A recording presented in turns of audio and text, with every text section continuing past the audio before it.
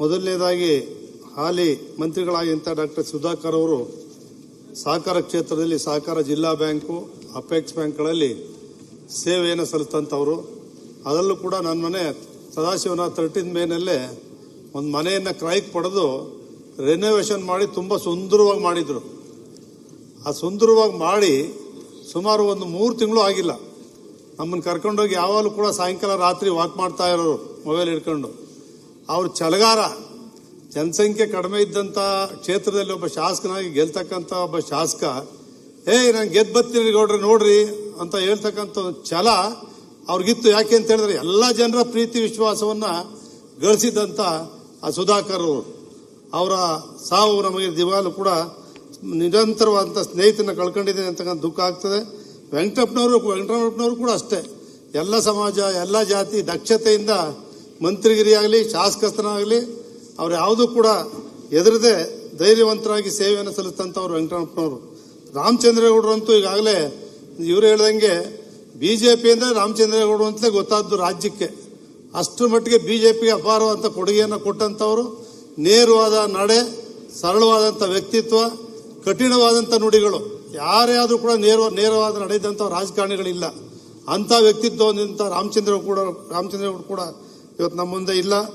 ಅದೇ ರೀತಿ ನಮ್ಮ RG ವೆಂಕಟಾಚಲಯ್ಯನವರು 83ರಿಂದ, ಜಾಲಪ್ಪನವರು ಅದಕ್ಕಿಂತ 78ರಿಂದ ಕೆಂಪೇಗೌಡರು, ನಾವು ಎಲ್ಲರೂ ಕೂಡ ಅವ್ರ ತೋಟದಲ್ಲಿ ಸೇರುವ, ಜಾಲಪ್ಪನವರು ನಾವು ಅವರೆಲ್ಲ ಕೂಡ ಸೇರ್ತಕ್ಕಂಥದ್ದು. ಅವರು ನಾವು ಜೊತೆ ಜಿಲ್ಲಾ ಪರಿಷತ್ತಲ್ಲಿ ಇದ್ದದ್ದು.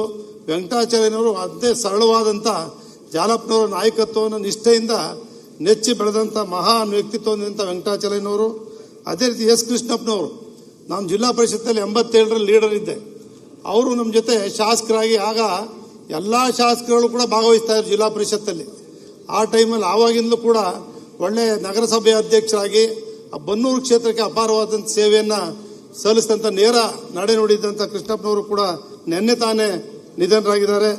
ಅದೇ ರೀತಿ S. ಜಾನಕಿ ಅವರಿಗೆ ಅವ್ರು ನಿಧನರಾದಂಥ ಸಂದರ್ಭದಲ್ಲಿ ಅವರು ಮೈಸೂರಿನಲ್ಲಿ ನಾನೇ ಅವ್ರನ್ನ ಕರ್ಕೊಂಡೋಗಿ 2-3 ಕಾರ್ಯಕ್ರಮಗಳನ್ನು SP ಬಾಲಸುಬ್ರಹ್ಮಣ್ಯ S. ಜಾನಕಿ ಅವರು ಮಾಡಿಸಿದ್ದೆ. ನಾವು ಮುಖ್ಯಮಂತ್ರಿಗಳಿಗೆ ದೂರವಾಣಿ ಮೂಲಕ ಫೋನ್ ಮಾಡಿದೆ.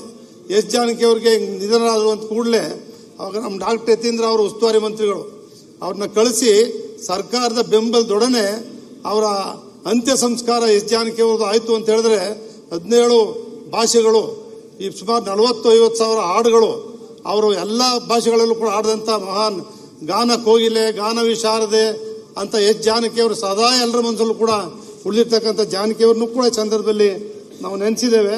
ವಿಶೇಷವಾಗಿ ಅಧ್ಯಕ್ಷರೇ, ನಮ್ಮ ಚೆನ್ನಮ್ಮನವರು, ನಮ್ಮ ಪ್ರಧಾನಿಗಳು ದೇವೇಗೌಡರ ಶ್ರೀಮತಿ ಚೆನ್ನಮ್ಮನವರು, ನಾನು ಭಾಳ ಚಿಕ್ಕ ವಯಸ್ಸಿಂದ ಅವ್ರನ್ನ ನಾನು ನೋಡಿದ್ದೀನಿ.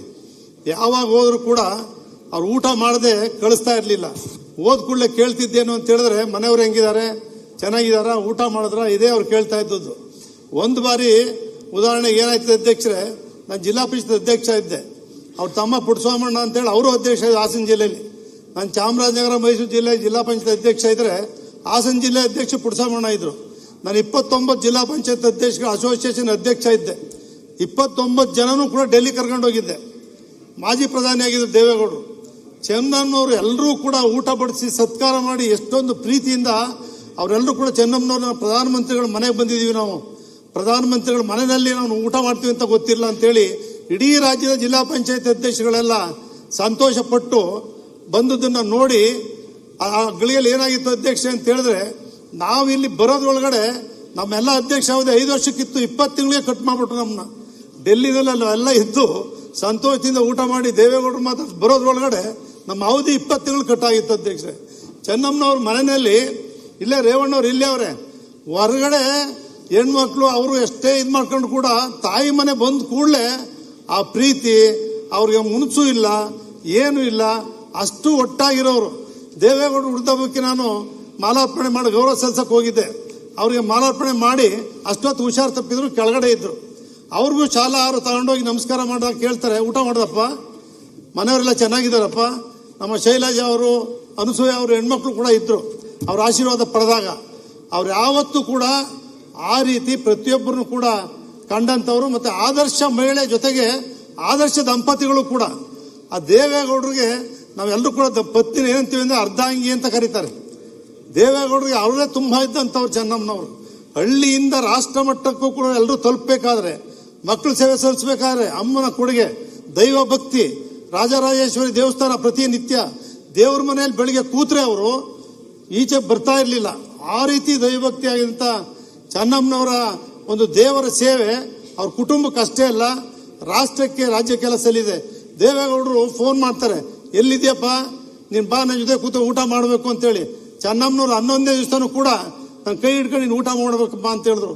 ನನಗೆ ವೈರಲ್ ಫೀವರು, ನಿಲ್ಲಕ್ಕಾಗೋಲ್ದು. 1 ಗಂಟೆ ಇದ್ದು ನಮಸ್ಕಾರ ಮಾಡಿ ಅವ್ರಿಗೆ ನಾವೆಲ್ಲರೂ ಕೂಡ ಅವ್ರ ಆಶೀರ್ವಾದ ಸದಾಕಾಲ ಇರಲಿ ಅಂತೇಳಿ ಜೋರ್ ಮಳೆ ಒಳಗಡೆ ಲಕ್ಷಾಂತರ ಜನ ಬಂದು ಭಾಗವಹಿಸಿ ಸರೋವರದ ರೀತಿ ಮಳೆ ಒಳಗಡೆನೆ ಯಾವ ಮಳೆನೂ ಲೆಕ್ಕ ಇಲ್ಲ.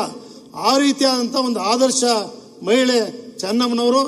ದೇಶಕ್ಕಷ್ಟೇ ಅಲ್ಲ, ಎಲ್ಲ ಕುಟುಂಬಗಳು ಕೂಡ ಆ ಕುಟುಂಬವನ್ನ ತೆಗೆದುಕೊಂಡು ಹೋಗ್ತಕ್ಕಂಥ ಶಕ್ತಿ ಯಾವ ಮಹಿಳೆಯೂ ಕೂಡ ನಾವು ನೋಡಿಲ್ಲ ನಮ್ಮ ಜೀವನದಲ್ಲಿ. ಅಂತ ಚೆನ್ನಮ್ಮನವ್ರಿಗೂ ಕೂಡ ನಿಧನರಾಗಿರ್ತಕ್ಕಂಥ ಎಲ್ಲರೂ ಪುಟ್ಟರಂಗನಾಥ್ ಅವ್ರಿಗೆ, ಸೈಯದ್ ಯಾಸೀನ್ ಅವರಿಗೆ, ಶ್ರೀನಿವಾಸನ್ ಅವರಿಗೆ, ಎಲ್ಲರಿಗೂ, ಚಂದ್ರಶೇಖರಯ್ಯನವರಿಗೆ, ಎಲ್ಲರೂ ಕೂಡ ಆ ದೇವರು ಅವರ ಆತ್ಮಕ್ಕೆ ಚಿರ ಶಾಂತಿಯನ್ನು ಕೊಡಲಿ.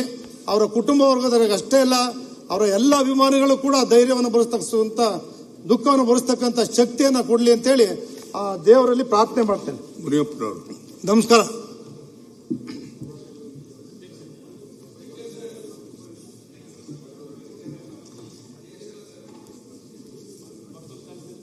ಅಧ್ಯಕ್ಷರೇ, ಈ ಸಂತಾಪ